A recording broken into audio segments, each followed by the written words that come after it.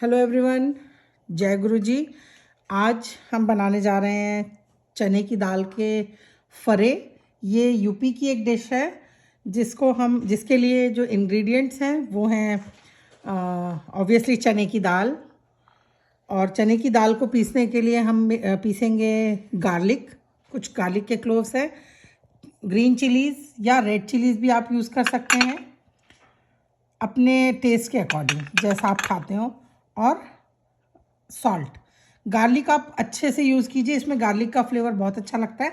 और फरे बनेंगे आटे में। आटे को की जो डो है वो हम बनाएंगे नॉर्मल सा, बहुत सॉफ्ट नहीं, रोटियों जितना सॉफ्ट नहीं और थोड़ा सा हार्ड भी नहीं। तो जैसा पूरियों का आटा गूंथता है उस तरह का डो बनाएंगे हम आटे का।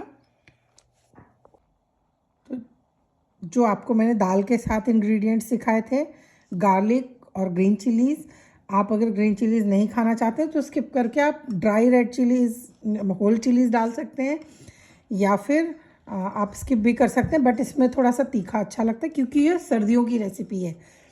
तो ये मैंने ग्राइंड कर लिया है सब कुछ मिक्स करके, सॉल्ट, ग्रीन चिलीज़ और गार्लिक दाल के साथ में मिक्स करके थोड़ी सी दरदरा सा हमने रखा है, कोर्स, इसको फाइनली ग्राइंड नहीं किया है। इस तरीके से ग्राइंड करके अब हम अपने आटे की लोइयाँ बनाएंगे। इस तरह से हम आटे की छोटी लोई बना करके और उसको थोड़ा सा मोटा बेल लेंगे। अपने रोलर पिन पे थोड़ा सा मोटा और छोटा बेलेंगे और गैस पे एक साइड हम पानी गर्म होने के लिए, खौलने के लिए छोड़ देंगे, क्योंकि जैसे ही हमारे ये सारे फरे बन के रेडी होंगे तो फिर उस पानी में हम इनको डाल के पकने के लिए छोड़ेंगे। तो देखिए, इसकी मोटाई, जो लोई है उसकी मोटाई ज़्यादा है, मेरे हाथ साइड से दिख नहीं रहे हैं। तो इस तरीके से हम लोई बना लेंगे और इसमें अब जो ग्राइंड की हुई हमारी कोर्स दाल है उसको फिलिंग के तौर पे उसको फिल करेंगे। और इसको हमें ढक जाता है तो बहुत अच्छी बात है, अगर नहीं भी ढक पाता है तो हम इसको हाफ ओपन भी पका सकते हैं। ऐसे हम गुजिए की तरह से इसको सील करके और कॉर्नर्स को थोड़ा सा दबा के अच्छे से सील करेंगे। दाल अपना पानी छोड़ती है तो हमें इसके लिए, इसमें मतलब सीलिंग के लिए पानी या किसी भी तरीके की स्लरी लगाने की ज़रूरत नहीं है। ये देखिए, इस तरह से हमारा बन करके एक फरा रेडी हो गया है। गुजिए की तरह से बना करके हम सारे रख लेंगे। तो देखिए, मैंने आपको बोला था कि हमें पानी बॉईल होने रखना है। पानी बॉईल होने वाला है और इधर हमारे ये फरे बन के कुछ रेडी हो गए हैं। हम बनाते जाएंगे फरे और डालते जाएंगे एक एक बंच में। ये जैसे जैसे बॉईल होंगे पानी के ऊपर आ जाएंगे। तो थोड़ी देर वेट करते हैं, पानी को अच्छा बॉईल आ जाने देते हैं।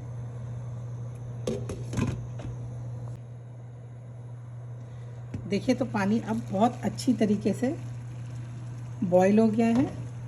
अब हम एक एक करके अपने फरे पानी में डाल देंगे। फरे बॉईल करने के लिए, उनको पकाने के लिए हम एक ओपन माउथ वाली, ब्रॉड माउथ वाली बर्तन लेंगे। यहाँ मैंने कढ़ाई ली है, आपके पास में पतीला है या जो भी है आप यूज़ कर सकते हैं, पर उसका माउथ ये थोड़ा सा बड़ा होना चाहिए, ओपन ब्रॉड होना चाहिए। इस तरह से डालती हैं। अब जब ये पकेंगे ना तो ये अपने आप पानी में ऊपर आने शुरू हो जाएंगे। तो अब हम इनको ढक के थोड़ी देर और बॉईल होने देते हैं। तब तक हम एक दूसरा बैच बना करके रेडी करते हैं।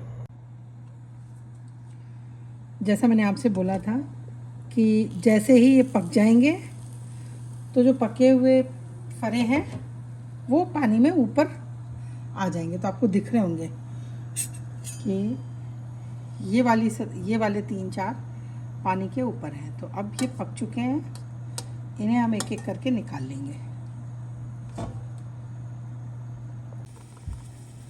देखिए, जैसे कि ये लास्ट लॉट है, मैंने आपको बोला था कि ये फरे जैसे पकते जाएंगे वैसे वैसे ऊपर आते जाएंगे पानी की सतह पे। तो बस इस तरह से एक स्पैटुला लेके हम इनको आराम से निकाल लेंगे। ये बहुत अच्छे से पक गए हैं। तो इनको इस तरह से निकाल करके हम सारे एक जगह रख लेंगे। और मैं इस तरह की सब्जियां छानने वाली छन्नी है उसमें रखती हूँ इनको, ताकि जो एक्सेस वाटर है वो नीचे से निकल जाएगा। मैंने नीचे एक प्लेट लगा रखी हुई है, ये प्लेट पे इसको रखा हुआ है, जिससे कि जो एक्सेस वाटर है वो निकलेगा। और अब ये रेडी है हमारे फरे फ्राइंग के लिए। तो वैसे कुछ लोग इनको सिंपली स्टीम करके देसी घी से खाते हैं, और ये ठंड का समझ लीजिए आप डॉक्टर है। ये मेरी दादी की रेसिपी है, हम बचपन से बहुत मन से और बहुत मज़े से खाते हैं।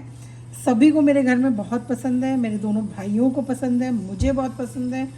तो ये सर्दियों का डॉक्टर समझ लीजिए, इसमें इतना सारा गार्लिक और फुल ऑफ प्रोटीन है और स्टीम्ड है, तो ये हेल्दी भी है एक तरीके से। अब अगर आपको इसको थोड़ा सा और टेस्टी बनाना है तो इसको हम घी में फ्राई करते हैं। कुछ लोग बोल में घी ले करके इसको डिप करके कट करके और डिप करके घी में डिप करके खाते हैं। तो ये सर्दियों का डॉक्टर समझ करके इसको आप एक बार बना के और खाइए। अब ये रेडी है, चलिए मैं इनको फ्राइंग की प्रिपरेशन करती हूँ।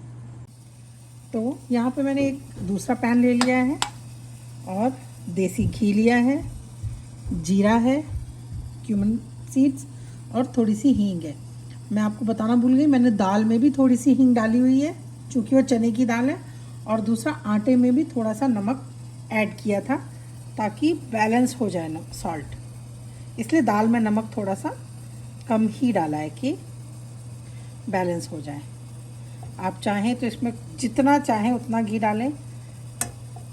मुझे है कि घी गरम हो जाएगा, उसमें हम जीरा और हींग डालेंगे और उसके बाद में ये फरे डाल करके इनको लाल होने तक फ्राई कर लेंगे। ये जो रेसिपी मैंने बताई मेरी दादी की है। तो जब मेरी शादी हुई उसके बाद में जब मैं अपने ससुराल आई तो मेरे हस्बैंड की भी ये one of the favourite dish हो गई है विंटर्स की।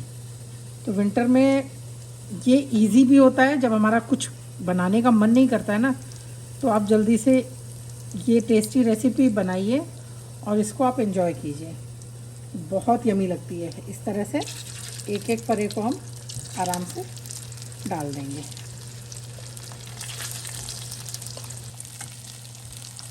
देखिए इस तरह से हम फरे डाल करके और इस तरह से इनको टर्न कर करके पलट के सेकते जाएंगे। और ये देसी घी में इनका टेस्ट बहुत ज़्यादा अच्छा लगता है। जो लोग देसी घी नहीं खाते हैं, नहीं प्रेफर करते हैं, वो किसी ऑयल में भी फ्राई कर सकते हैं। वैसे तो ये आप स्टीम्ड भी खाइए, वो भी अच्छे लगते हैं।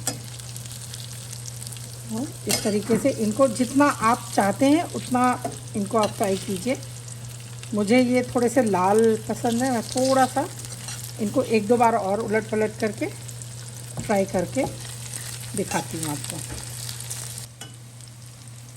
तो देखिए ये जो हमारे कलर चेंज हो गया है फरे का, ये हम निकाल लेते हैं जिससे पैन से बाहर।